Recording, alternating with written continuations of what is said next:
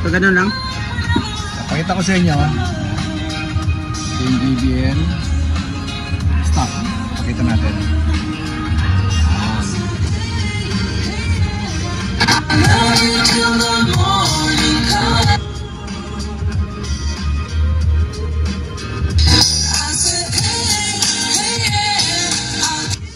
Stock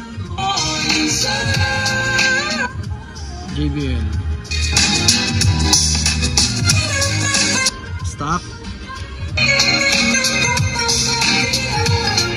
JBL. One more. Stock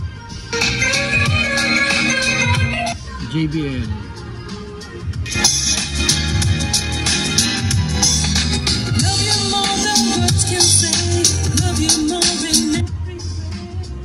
Diba? Yun ang kaibahan.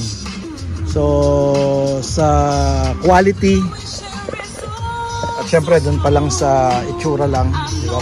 Plastic, napakagaan. Ito mabigat, diba?